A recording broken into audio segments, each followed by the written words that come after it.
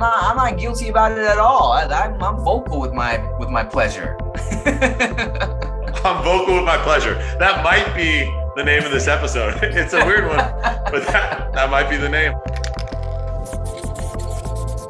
Yo. Good morning, good afternoon, good evening, epic creatures of the world, and welcome back to Shared Ingredients. I'm your host, Andrew Pelosi, and I'm fired up for you to be here for the grand finale episode of season number 1. I'm joined by a good friend and special guest, TIM CHANTARANGSU. Tim is such a well-versed entertainer.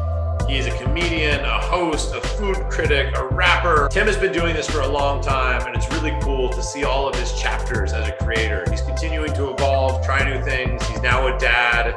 So the content is going to continue to stay fresh, and he'll keep us all entertained for years to come. Thank you so much for being on this journey for season 1. I'm excited to come back to you with season 2 very soon. I love all the positive feedback. I really appreciate it. Keep being incredible humans. Yay! I am joined today by TIM CHANTARANGSU, who is an absolute pioneer and Renaissance man. I've known Tim for a long time. He put out his first video on YouTube in 2006. And I can say I've been a fan since way back then when he was doing freestyles in Subway and all the above as Traffic. This dude does what he loves. We love a lot of the same things: hip hop, streetwear, comedy, food, travel, entertainment, and now parenting, which we will get into. How would you introduce yourself? Because I can't even do justice. You know what, man? I think everything that you said is pretty much words I would say. Entertainer, rapper, Renaissance man, internet pioneer vibe. Yeah. Yeah, I dig it. I think it's actor, musician, cuddler. You threw that in there. That's always in there. Yeah, I make sure people know that. Yeah. Straight up. It's so hard to even have a framework around this episode because my appreciation for Tim goes deep. When I think of you, I think of somebody who genuinely pursues his passion. And I think what's so inspiring about you is that it's not just one passion, right? Like I think a lot of people could be put in a narrow lane of this is a foodie or this is a rapper or this is a comedian. And you've done a great job not only doing all of them, but doing them all for years. And like you continue to morph. And so let's kind of go back to the origin story. We don't have to go so deep, but 2006, you start on YouTube. Is that what you would say kind of started this all? Or is there anything prior to that? Yeah, well, 2006 is when I started uploading on YouTube. And, originally I started uploading on YouTube because I really wanted to be like on TV and in movies and stuff. And I felt like there was no real opportunities for like a young Asian dude, who especially doesn't really play into what traditional media would really portray Asian dudes as, you know what I'm saying? I had an agent and I was like making short films with my buddies and submitting them to different like contests and stuff like that. But it just, none of that was really going anywhere. And I found YouTube randomly. So I actually found YouTube because my boys that I was doing movies with, one of our like little dumb movies was kind of going, I guess, like viral for what you could have called it back then. Like basically like the website we shared the movie on ran out of bandwidth because so many people were watching this little stupid movie we did. And so one day I was on MySpace. Someone shared a bulletin and it was like, LOL, look at these white girls dancing to Laffy Taffy, right? And I clicked on the video. Yeah, it was funny. Some white girls dancing to Laffy Taffy. But then I thought, wow, I've never seen a website where you can share any video and it'll give you like an embeddable code for your like MySpace. I was like, oh, this is game changer, right? So I told my boys who ran out of bandwidth. I'm like, bro, I just put it on this website. We can use that to share. And then so I started just doing little stupid videos from my webcam, freestyling and like doing like little dumb impressions of people, just strictly to put on my MySpace, just to make my MySpace friends laugh, So that's where it kind of started my career on YouTube, because I was just like, let me just do this little goofy stuff. And then as more people started to watch and I was getting like comments and views, I thought, oh, this might be a good way to actually get my face out there. And so like the more people watched, the kind of more seriously I took it, and I kept uploading, and it just kind of, went from there.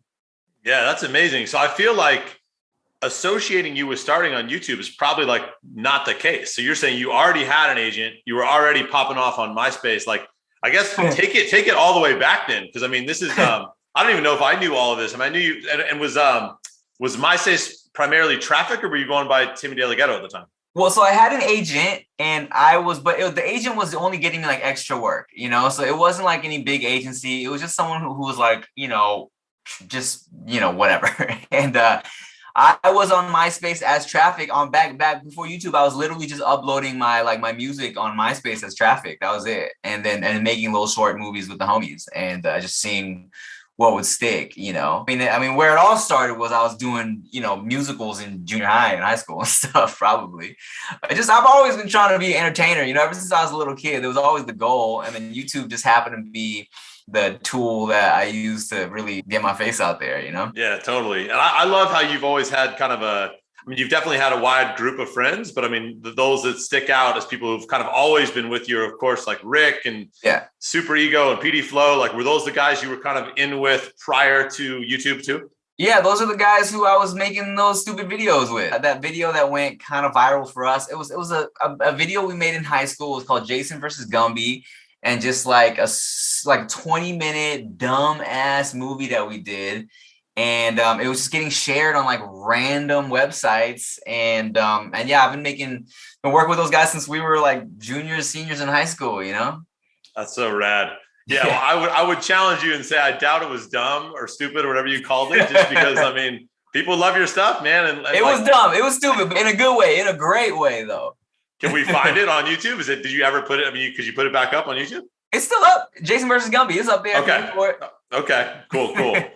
Well, you say dumb now, but I think you've always had like pride of ownership. I won't name names, but I'll say some of the people we know from way back together kind of look back at some of their early work and like have that cringe factor or took a lot of stuff down. I mean, I could be wrong, but you seem like somebody who's like, what I did is what I did. It's there. Have you ever privated videos, or is it pretty much like they're all there? There's definitely some cringy that I've taken down. Of course, as the times change and sense of humor has changed, there's some stuff where I'm like, maybe this hasn't aged well, as they say. You know what I'm saying? So I've privated a couple things here and there. Yeah. I got that. I talk to a lot of up and comers now, or people who are young. And I joked with somebody who said, if you look at a creator who's say like 18, they're going to be in essence like an entirely different person by the time they're 20 and then 22 and then 25. How much does that resonate with you? Yeah, no, I totally agree. I feel like even beyond like creators, I feel like when you're 18, after you've lived a little bit of life and I don't know, gone to college a little bit, maybe you went through a relationship. By the time you're 23, you're like a completely different person. I mean, you're still you've grown, things are different, you've evolved. And that's life, right? So that's why there's content I put out when I was, I don't know, I've been on YouTube for 15 years. So the stuff I'm like, you know what, I don't think this is funny anymore. Or like, this is cringy now. I feel like this is lame. So I'm just, private. Yeah. So you started to pop on YouTube pretty fast, right? I mean, your rise up was consistent, but I would assume fairly quick, right? Yeah, well, I didn't have like any video that went like super viral. I feel like my rise was always just kind of consistent, like slowly consistent, but not like too slow. I was just really cranking out videos, once I got into a rhythm, I was cranking out content. There was definitely a couple videos that did a lot better than others. And I think early on YouTube, a lot of the young Asian creators like me, Kev Jumba, Niga Higa, I think we popped off kind of quick because I think the young Asian crowd had never had anybody to look up to or watch on TV and be like, oh wow, another Asian person, So it was like all the Asian people were on YouTube. Like finally I'm seeing someone that looks like me, doing comedy or rapping or singing. And it was a whole like untapped, whole race of people, I think that's what helped a lot of the Asian creators in the very beginning. And then as YouTube grew, it got a lot more diverse and there were, all types of people popping off. But I think that's what really helped me in the beginning, and people thought I was Filipino, and Filipinos, they go so hard for their peoples. You know what I'm saying? It's like they're so passionate when it's one of their own. I think that really helped propel me too. And eventually I had to be like, guys, I'm not Filipino, but I appreciate you so much, That's brilliant. And you're both your parents are Thai, right? Yes, I'm 100% Thai. Got you. Let's talk about the restaurant. And I know that there's no flow to this, but it's just, with you, there's so many brilliant things that I've seen over the years. And, when I say to listeners, let's talk about the restaurant, I think one of the things that Tim's done over the years is he's been so loyal to his friends and his family. Obviously, there are a lot of heartwarming videos you can find on his channel. But aside from sort of those videos of incredible things Tim's done for his parents, he's just always been someone who was just really cared about his family. And I remember like his parents had a restaurant. I felt like your early days of becoming a pretty well-known creator probably helped the popularity of the restaurant. Is that a fair assessment? Thanks, man. Yeah, you know what? Well, like you said, I really do value just like family and real friends and real relationships, So and I think a big part of my channel was about also making sure to show these young Asian kids that they shouldn't be embarrassed if their parents speak another language or don't speak English, and they shouldn't be ashamed if their food might smell different to someone else, or someone is like, this looks gross or this smells gross. Because I remember growing up and being like, and like the neighbors being like, oh, like your house smells funny because of what my mom was cooking, right? But now everything she uses is like super trendy and popular now, you know what I'm saying? So it's like growing up, I just also remember feeling embarrassed if I had to speak Thai in front of my friends. And as I was creating content, I really wanted these kids to realize that like they shouldn't be embarrassed and they should be proud of like the differences from their culture, So that's why in my videos, I really wanted to put my family in the forefront and show me like speaking Thai and like talk about the food from my family's restaurant. And for sure, yeah, there was definitely like a lot of Yelp reviews where people were like, had to come here because Timothy's my favorite YouTuber, and also, oh, bonus, the food is good too. So that was like, that helped for sure. And when they actually the year that my family retired from the restaurant and they sold it, we got so busy. I almost wish I would have like fake retired the restaurant just so we could get more like seats in there. But like it got so busy, we were running out of food. It was crazy. I feel like people got terrible service that last week because it was so busy, but went out with a bang. So that's cool. Totally. So a little bit about your family's origin story. Can you tell me like when your parents came to the States and you, because you were born in Southern California, right? No, well, here's the thing. I was born in America, but I was born in Billings, Montana. Super random. My dad was like out there. He took like a little vacation there, and then he just really fell in love with how beautiful it was and ended up going to art school there and actually doing some Thai food stuff out there too. But I ended up being born there. But we moved to LA shortly after. Like I was born, like I was still a baby when we came to Long Beach. And yeah, I think my dad probably, I don't know, I think he came to the United States when he was around 20 something and then went to go visit Thailand, met my mom, brought my mom back to the States. They started getting it in Montana, and then I was born, and then they came to LA. I will say this, man, speaking about getting it in, and we won't go deep. They're not my parents. I'm not allowed to say anything, but I always have such admiration, appreciation for your parents. They seem like the raddest couple. They're obviously great parents. They're going to be great, or they are great grandparents, I'm sure. Yeah. But it's just fun, man. They just seem like they have a fun relationship. I mean, one of the things that is so wild about you is like it's very easy for anybody who watches your content or knows you or feels like they know you to know that you're a good dude. But obviously you've done a lot of things that are edgy or push the boundaries when it comes to humor and this and that. Right. And I think that it's really fun to see how supportive your parents have been. Were they always just cool with you going off on whatever you wanted, or was there ever some moments that were kind of strange?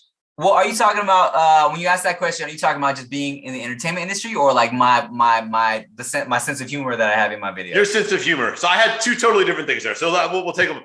Number one, we'll stop and acknowledge your parents. I think your parents have an incredible relationship, or at least it seems to be the case. And and I also admire how much they've supported you and your craft. I think when it comes to basically the edginess of your content when you were pretty young, I mean, you would not only were you edgy and still are, but like you'd put them right in the mix. Like you'd be like integrating them in. Well, here's the thing, right? So people ask me this question all the time. They're like, man, how do your parents feel about you? Because I talk about like peepees and vaginas a lot, And so people always ask me like, how do your parents feel about you making all these crazy, dirty jokes? And I'm like, bro, where do you think I got it from? I get my sense of humor from my parents. And I can't speak for all Thai people, all right? But growing up, my parents and their friends, and most of the Thai people I've kind of come into contact with, everyone's just dirty. Everybody's nasty. Everybody got a dirty sense of humor. So I remember being a little kid and just hearing my parents like make jokes with their friends, and it was all just, dirty hoo-ha and pee-pee jokes, And so like that is a big part of where my sense of humor comes from. So my parents, they love my stuff, and they've always been super supportive of what I wanted to do. Like they went to all my like shows and, in elementary school and high school, they went to all my musicals and all that. And they've always just loved that, I mean, for sure, stereotypically and unusually Asian parents, they really want you to like get an education and go a more traditional route in terms of career. Like they really want you to have like a solid, some type of foundation, so it's like entertainment. I know a lot of young Asian kids who want to get into the entertainment industry, they're kind of scared of what their family might say. My parents were always very like, hey, we love what you're doing, but make sure you get your degree, make sure you have like your education, blah, blah, blah. And then when I finally got to a point where I kind of like, I had to make a decision and I dropped out of college and went 100% on the YouTube thing, I knew that it had become something that my parents took seriously when I was listening to their conversations with their friends. Because it used to be like, oh, Tim, he's studying this and that in school. He's studying to be this. And he also does these like videos with his friends. And then one day I was like walking by and I heard my dad be like, oh, my son's famous on the internet. And I was like, oh, okay, he gets it now. You know what I'm saying? He knows it's legit now. And I also remember one time my mom was like, hey, she's like, I love what you're doing, but you're still going to go back and like finish your degree, right? And I was like, Mom, do you want me to go back and finish school, or do you want me to keep paying for your stuff? And she was like, okay, never mind. And I tell a lot of the young kids and the Asian kids, I'm like, look, man, I know it seems like your parents won't approve, but once you start giving them money, they won't care. So good. I love that, man. So I mean, your parents are exceptionally cool and supportive. Yeah. It's funny when you talked about like your dad talking about you being famous and hitting that point, just even before that point, how important do you think it is? Or how much did you feel? I'll just make it personal rather than a general question. Mm-hmm. How much did you feel like the validation from your parents was important in what you did in life? I mean, I definitely think it was important for me because, it was nice for them to always be supportive of me. Like, honestly, I couldn't imagine how difficult it would be to like really want to pursue something and not have the people in your life like be supportive of that.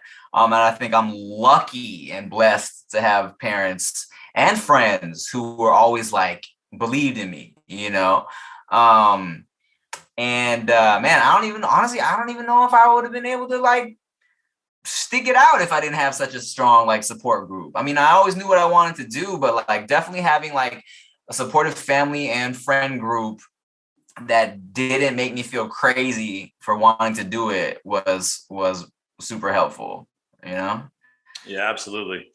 So kind of taking the broad thing. So fast forwarding a bit, because in the intro, I alluded to some of the things you're doing. And what I've found so impressive is like what you said, you've had your viral hits, you've had your big breakout videos, but in the one word I would put on you, or two words, would be consistency and passion, where you're just basically like, here are all the things I like, and I'm going to put them all out. And I hope you like them too. And obviously more people like them. And so it's all good. It feels like you're pretty creatively prolific. Has that just been a gift of yours? Do you feel like you've been able to lean on people? Like, what's been sort of the deal with the fact that you've churned out so much stuff? Well, thanks, man. Like you said, I think I kind of understood early on that with this YouTube stuff and the internet stuff, consistency is really important. And I think like the beauty of YouTube was that I could create on my own and not have to get approved by anybody or go through any companies. And I mean, that's also what kind of messes a lot of people up because they feel like this pressure to constantly crank out content, right?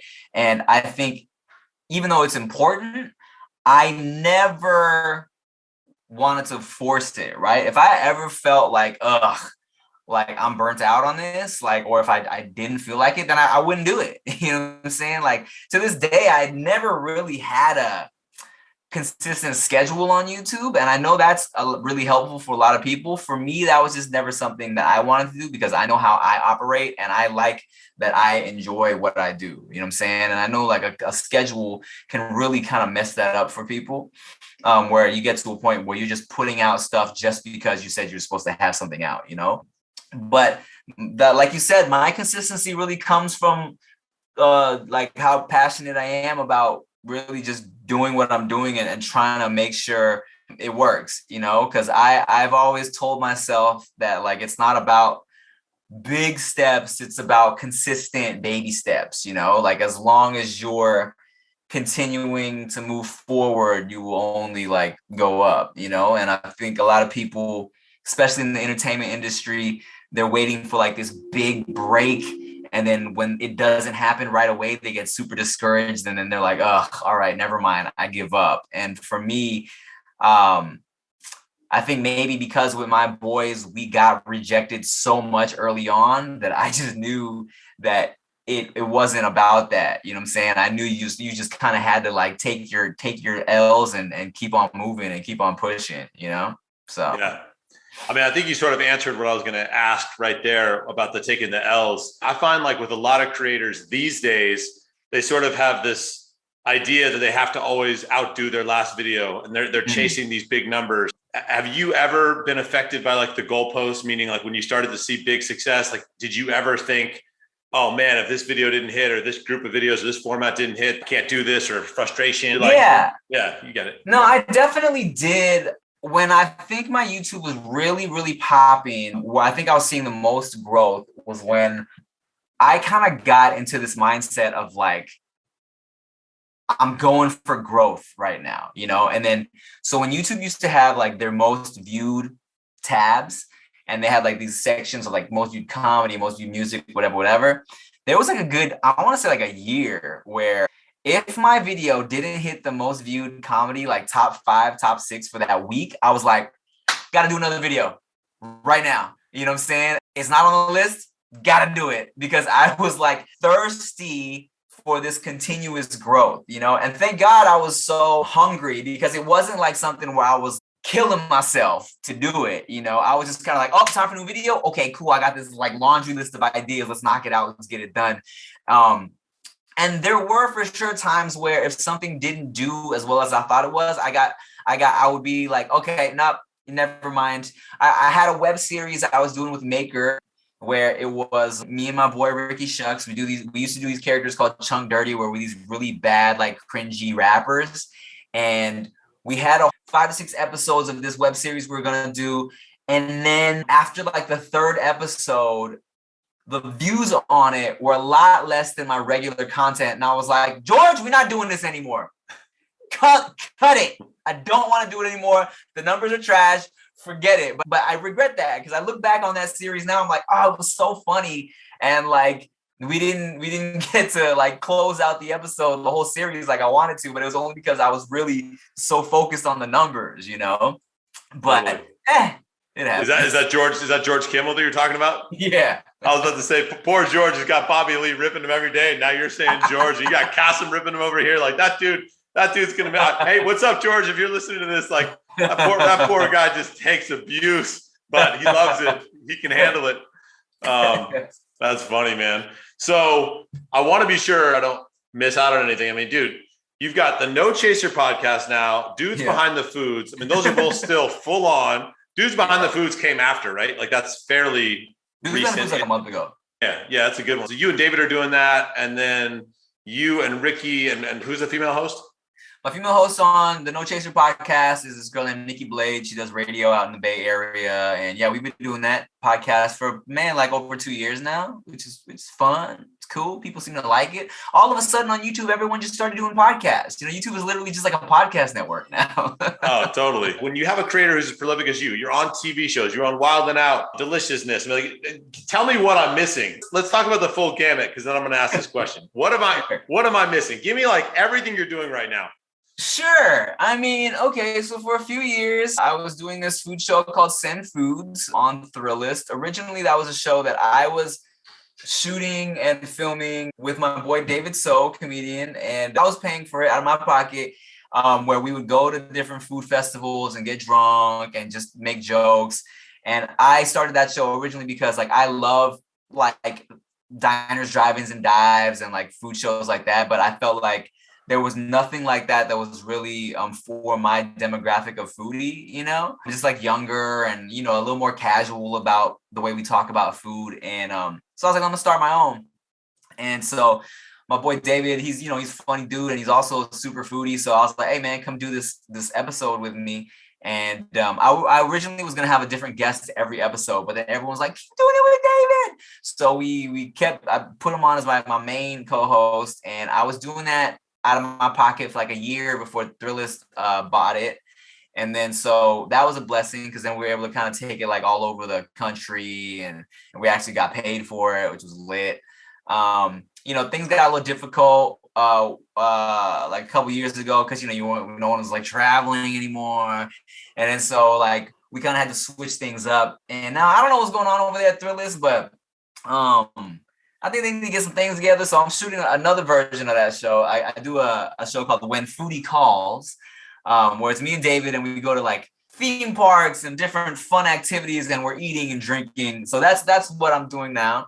Then of course, No Chaser podcast and the Dudes Behind the Food podcast with David, which is basically just us sharing behind the scenes stories of all of our food travels while shooting these food shows. I do Basic to Bougie on MTV's YouTube, which is their one of their digital shows, which is also kind of a foodie show. And I am about to start shooting my third season for an MTV show called Deliciousness, which is a spinoff of Ridiculousness, which is super lit because it's me. It's hosted by Tiffany Thiessen, aka Kelly Kapowski, and Angela from The Office, and Kale from Keenan and Kale, and just all these people that I loved watching on TV. And Kelly Kapowski, of course, my first crush, everybody's first crush. So now I'm on stage with her, and I'm like, oh, this is crazy. And so that show just got picked up, which is amazing. And right now, as far as other stuff I'm working on, I'm trying to put out an album this year, because I haven't put out an album in, it would literally be 10 years since my last full complete album. I've been dropping a song or two every year just to remind people that I rap, but it's been a long time. So I'm trying to get that done, and that would be the priority this year: get this album done, and maybe write a movie or something. I love that. Can we get some Traffic live shows when the world opens up completely? And you know what? This will be my first album. I'm just gonna rap as TIM CHANTARANGSU, not even rapping as Traffic. I'm just rapping as my whole government name. I like that. When did that transition happen? I see De La Ghetto commenting on your Instagram. I don't want to get into this if that's something that we're not talking about. No. We'll talk about it. I retired the rap name Traffic, I want to say 6 years ago, because it was a while ago. And because I originally was going, so I had Timothy De La Ghetto as my stage name for comedy acting. And then I had Traffic as my rap name. And I did that because I didn't want people to think I was making comedy rap music. I didn't want people to think I was doing Lonely Island parody type stuff, right? So I was I will have one name for the music and one name for the comedy. And then when I got to a point where I felt enough people understand what I'm about and what I do, they're like, oh, Tim's just a funny guy that also does music. And then once I realized that people knew that. I was like, I don't need two names to confuse people anymore. Because there were literally people who were like, oh man, Traffic, you look just like Timothy De La Ghetto, you know, like they just did not know. So I was like, let me stop confusing people. Now I'm only going to use Timothy De La Ghetto. And then like 2 years ago, a year and a half ago, I just kind of had this epiphany while I was sitting here quarantined at home, you know, and I was like, you know what? If I was to die today, how would I want to be remembered? You know, and I'm like, I don't think I want to be remembered by this like YouTube name I came up with. You know what I'm saying? Like, I would want my legacy to be my real name because my whole MO is trying to make young Asian kids proud of where they come from and not be ashamed. And originally I thought, you know, when I was young, I thought I needed a stage name because Chantarangsu would be so hard to pronounce for mainstream audiences. But then I was like, no, if Arnold Schwarzenegger can do it, they can say Chantarangsu. I was like, you know what, I'm going to do it. I'm going to start using my real name. I'm going to like fully just embrace that. And in my head, I was like, look, I don't want to be accepting like awards at award shows as Timothy De La Ghetto, you know, like it was a catchy YouTube name, but I really didn't see it becoming my name that I would use for the rest of my career, you know, and I thought what better time than now to flip it up and evolve while like the world was changing so much, you know, so I was like, all right, I'm doing it. That was it.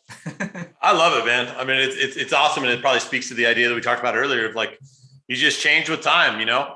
I think that concept of legacy is super important. I always talk about that with people who are doing creative endeavors. Is you're only in the first third of your life or half, whatever you want to call it. I mean, the hope is that you'll live until you're 90 plus years old, and you've got a long way to go.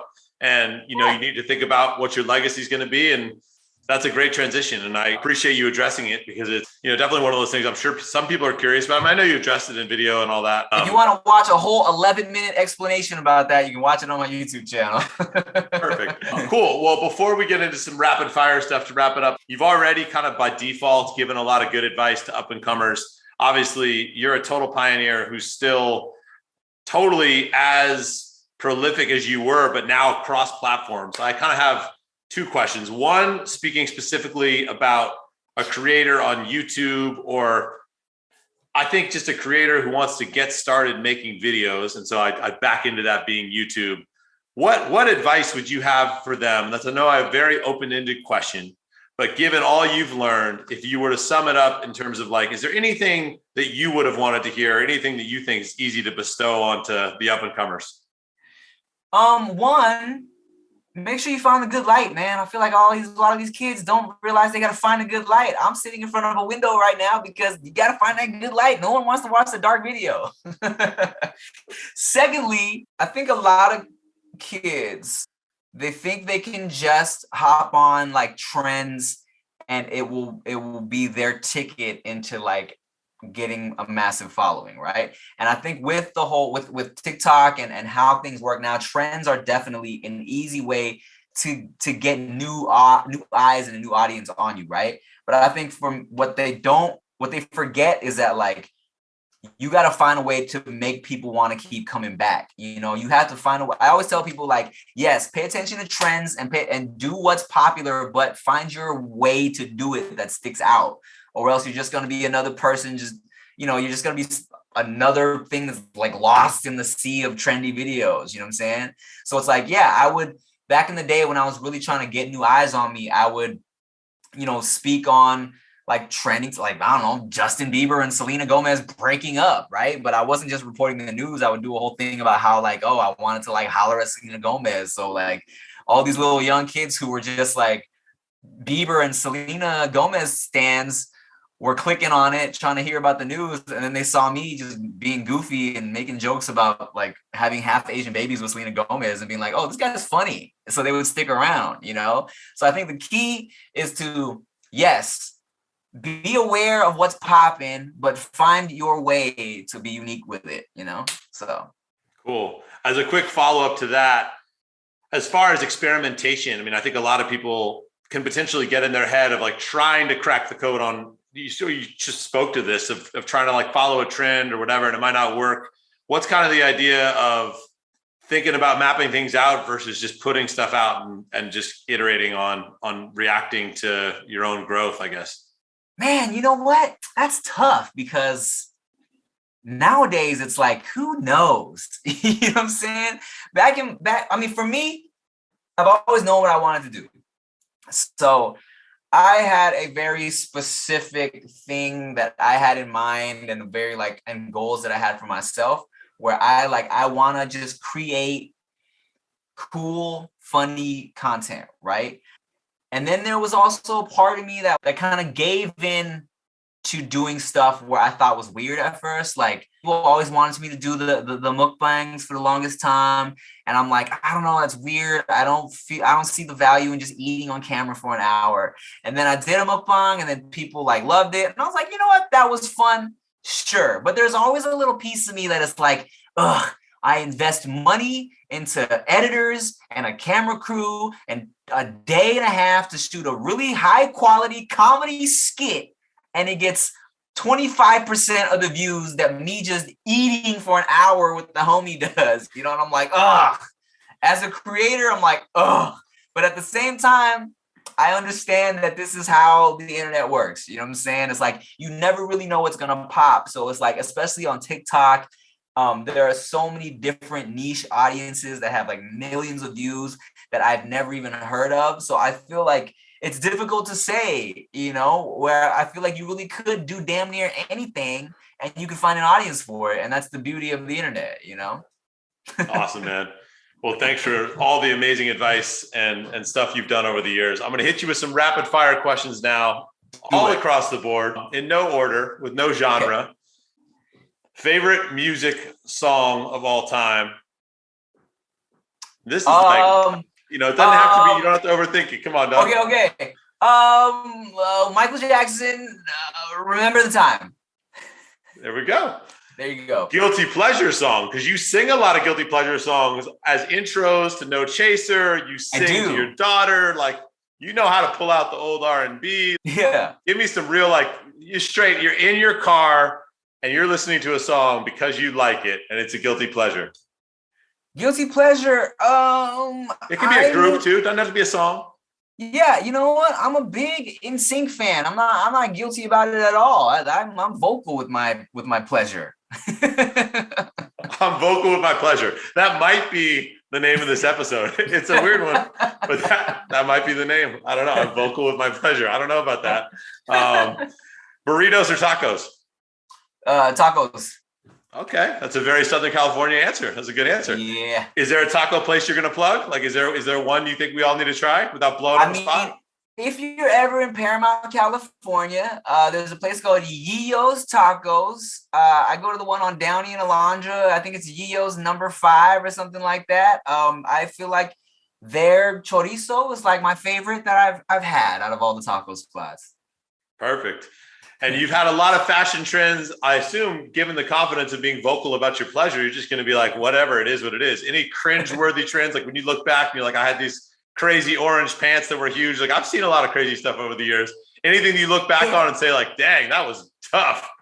I mean, it might be cringe to look at now, but back then, I will tell you something. Yes. Okay. Going to Vegas for the first time with the homies, being 21, being dumbass kids, trying to look cool in Vegas, but also just not really knowing how to dress up.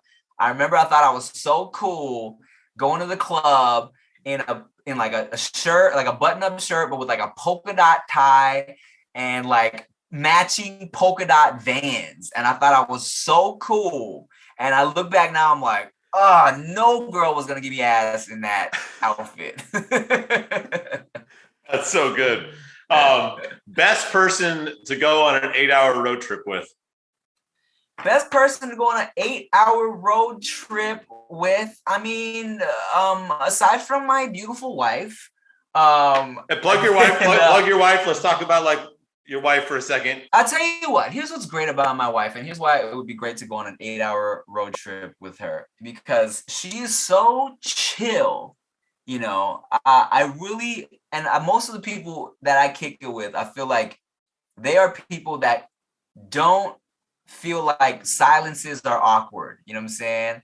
And I feel like a lot of people, they get so they feel like they need to talk all the time, fill every moment with some type of noise, or they think it's weird. And like my best buddies, my boy Rick and Chia, my wife, they both understand that hey man, don't have to talk about nothing right now. We can just relax. But I will say that in terms of Rick, I think he and I, in terms of sense of humor and personality, we're like so similar. And we also have super similar taste in music. So I think for an 8-hour road trip, that might be ideal. So cool. Where did you meet Chia, by the way? How did you guys meet? She was a Canadian girl. And long story short, way back in YouTube days, like over 10 years ago, there was a girl whose videos I stumbled across who I thought was super funny. And me and that girl followed each other on YouTube and then just throughout like on the internet, MySpace, Facebook. And I was on Facebook like at night, like just going through a bunch of random people's profiles. And I was going through her pictures and I was like, yo, who's your cute friend? And she was like, oh, that's my girl Chia. And I was like, well, just gonna put it out in the atmosphere, in the universe that she's hot. And long story short, they took a road trip to LA. We met really quick. But she had a boyfriend at the time. So like literally I was like, hey, Tim, nice to meet you. And she was like on her phone and she was like, hey, and then just went back to it. But we eventually started communicating when she was single. And then I had a show in Toronto and she had family in Toronto. So she came to my show and we hit it off. And then I've been flying back and forth ever since. I like it. And then after 7 years of long distance, we got married and had a baby. Perfect. Talk about your baby for a minute. Give us a little baby tidbit. What's fatherhood been like so far for you? I'll tell you what, fatherhood is so lit. I love it so much. My baby, she's 10 months old. Her name's Veda. She's beautiful and she's funny and she's so smart and she farts all the time and it's the best. Whenever people are like, yo, what's the best thing about fatherhood? I'm like, yo, dude, the farts. Cause like, one thing that me and Chia bonded over is that like we love like poops and talking about poop and stuff like that. So once you have this baby that just like farts and poops all the time and doesn't even know, it's so funny. It's just so dope. I knew I would like it, but I didn't know that I would enjoy it this much, and I love it. And for all those influencers watching, if you need your likes and engagement to go up, have a baby. It's lit. That's amazing. If you could have lunch with anyone living or dead, who would it be? Will Smith. Oh, Sal, have you ever met Will Smith? No, which is crazy to a lot of people because De La Ghetto actually comes from the Fresh Prince. And like, because Will Smith was like a huge inspiration to me. And like my whole plan when I was a little kid, my whole plan for my life was to do everything Will Smith did. It was called the Fresh Prince format, rap, TV, movies. He's the main reason why I pursued everything. I love that. We need to put that vibe out into the universe because I feel like if you will it, that he should be able to get down with Tim here. One day. Come on. Most embarrassing moment in your life or an embarrassing moment in your life? I'll tell you about an embarrassing moment, and I don't get embarrassed easily. So this is something that happened where back when, when I was still trying to come up as a rapper and performer, these club and like there used to be these events where you would have to sell tickets to ensure your spot as a performer, okay? And there were like these talent showcases. And so they would say all this like, oh, they have like a potential record deal, grand prize and a music video for you. But it was really just so these clubs could make money because all these like hungry artists would sell like all these tickets to their friends and family to come support them. And then, so you have like this lineup of performers and the people in the audience are only there to see their friends. Like no one cares about you. You know what I'm saying? So when I was trying to do one of these, I only sold like a handful of tickets. I ended up just paying out of pocket for the rest of the tickets to get my spot on this showcase. So no one really knew who I was, right? But I'm like, I'm going to kill this. I'm going to come out. I'm going to impress these people. Rick was my hype man. And then as soon as I run onto the stage, now this is a hip hop crowd. It's like a tough crowd, right? So as soon as I run to the stage, I fall immediately. And then after I fell, I think maybe I was just kind of nervous and shook, but I was like flubbing my lyrics and it was just all bad. Yeah. So that was probably the only time I can really remember being like, this is embarrassing, Rough. So I going back. Well, you had it. It's good. It didn't set back your career. So, it's okay. You've moved on. So any random YouTube video from your library that you're most proud of, or that you feel like if people haven't seen this, they need to go see this? Go as deep as you want. Like, is there a favorite where you're like, yo, go peep this video? Yes. Okay. Well, aside from like the video where I pay off my family's house, I think that's just a heartwarming video you should watch. It's fun. But the video I'm most proud of is a video I did with this YouTuber named Just Rain from Toronto. And it's me and him doing this weird dance. And this video, it's called Best Dance Ever, or like Best Video Ever, or something like that. It's me and Just Rain. And it's so weird and so like abstract, right? I love it, and it's so funny. And when he proposed this video to me, he's like, hey man, I don't know how to explain this to you. It's really weird. I think you're the only person I could pull this video off with. And then I was like, whatever you want to do, I'm down. And then we did it, and literally, like, I'm so proud of that video. And the comments are so funny because it's everything from like, you know, what the F did I just watch, to people writing like paragraph long analysis of what they think the symbolism is. You know what I'm saying? It's like, it's that, and I love it. That's amazing. Well, dude, thank you so much for obviously everything over the years. You've been an incredible inspiration to me, to so many people you've encountered. You're, you know, definitely a pioneer, a leader in the community. You're still going so strong. Everybody go check out everything he's doing. I could plug it, but I would rather you tell them all the places to find you, to consume all of your epic content. Sure, man. Well, if you want to just check out a lot of my YouTube videos and my 2 podcasts, you can watch me on YouTube, youtube.com/Timothy. And my Instagram is just my name, TIM CHANTARANGSU. You can find lots of cute baby content and comedy as well. And you can watch me and my wife and my baby on my vlog channel, youtube.com/Tim and Chia. I like it. And we cannot wrap without giving a little bit of props to Goody, which is super dope. Tim's also has a clothing brand, and I love the t-shirt, give them flowers while they're still here, or something like that. It just shows your gratitude. Like, you got humor meets gratitude meets super dope designs. So can we talk about Goody for a minute? You got to plug it. Come on.